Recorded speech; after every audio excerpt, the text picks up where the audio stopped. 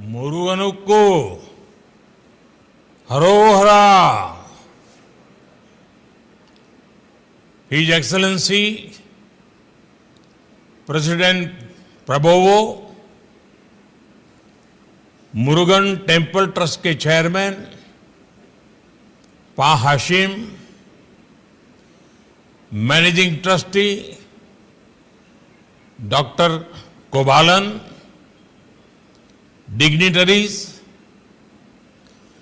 तमिलनाडु और इंडोनेशिया के पुजारी एवं आचार्यगण, इंडियन डायस्पोरा के सदस्य, इस पावन अवसर का हिस्सा बनने वाले इंडोनेशिया और अन्य देशों के सभी साथी और इस दिव्य भव्य मंदिर के निर्माण को साकार करने वाले सभी कारीगर बंधु, ये मेरा सौभाग्य है कि मैं जकार्ता के मुरुगन टेम्पल के महाकुंभ अभिषेकम जैसे पुनीत कार्यक्रम का हिस्सा बन रहा हूं। माय ब्रदर प्रेसिडेंट प्रबोवो, उनकी मौजूदगी ने इसे मेरे लिए और विशेष बना दिया है।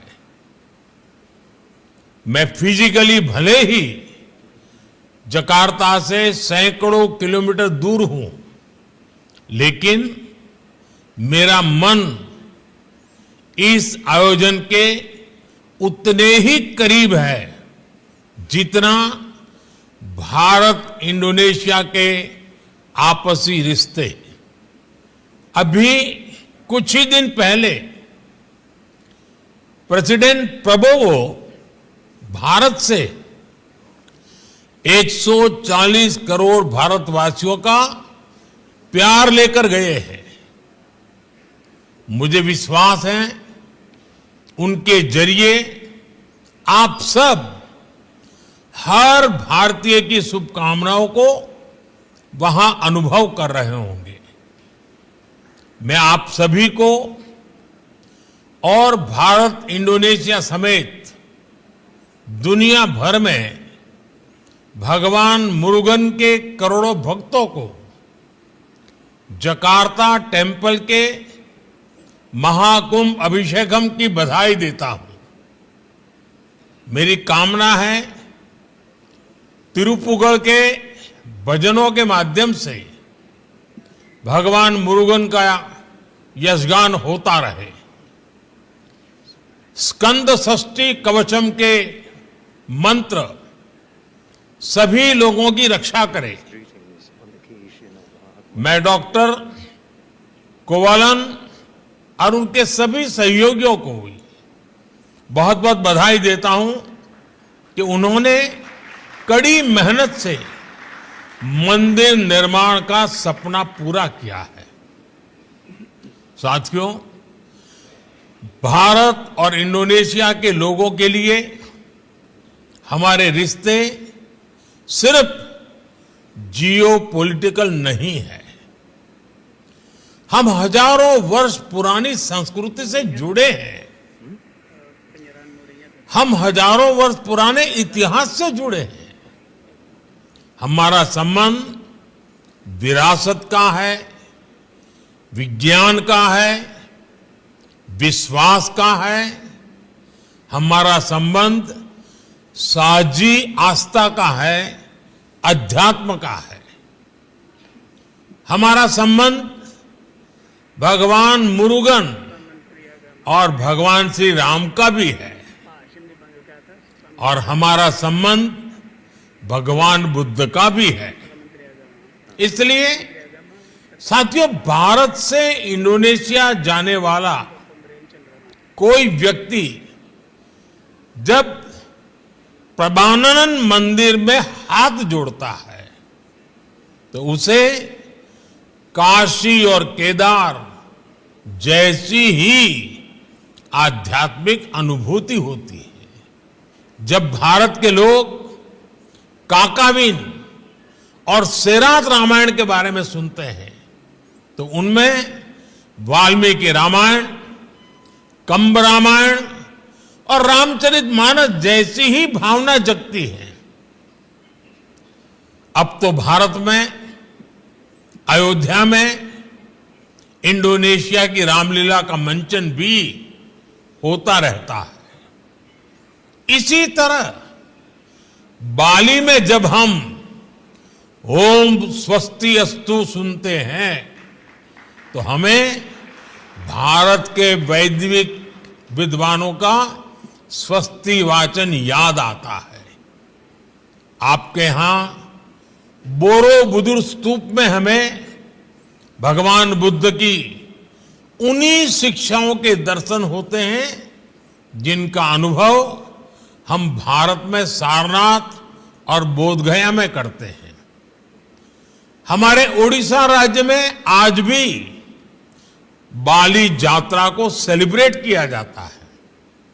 ये उत्सव उन प्राचीन समुद्री यात्राओं से जुड़ा है जो कभी भारत इंडोनेशिया को व्यापारिक और सांस्कृतिक रूप से जोड़ती थी। आज भी भारत के लोग जब हवाई यात्रा के लिए गरुड़ इंडोनेशिया में बैठते हैं तो उन्हें उसमें भी हमारी साझा संस्कृति के दर्शन होते हैं।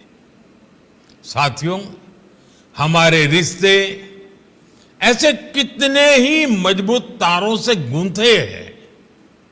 अभी जब प्रेसिडेंट प्रबोवो भारत आए थे, हम दोनों ने तब भी इस साझी विरासत से जुड़ी कितनी ही चीजों पर बात की, उन्हें चेरिश किया। आज जकार्ता में भगवान मुरुगन के इस नए भव्य मंदिर के जरिए हमारी सदियों पुरानी विरासत में एक नया स्वर्णिम अध्याय जुड़ रहा है। मुझे विश्वास है ये मंदिर न केवल हमारी आस्था का बल्कि हमारे सांस्कृतिक मूल्यों का भी नया केंद्र बनेगा। साथियों, मुझे बताया गया है कि इस मंदिर में भगवान मुरुगन के अलावा विभिन्न देवी देवताओं की मूर्तियों की भी स्थापना की गई है। ये विविधता, ये बहुलता हमारी संस्कृति का सबसे बड़ा आधार है।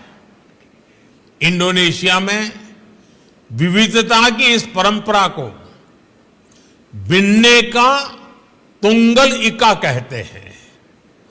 भारत में हम इसे विविधता में एकता कहते हैं। ये विविधता को लेकर हमारी सहजता का ही है कि इंडोनेशिया और भारत में भिन्न भिन्न संप्रदाय के लोग इतने अपनत्व से रहते हैं।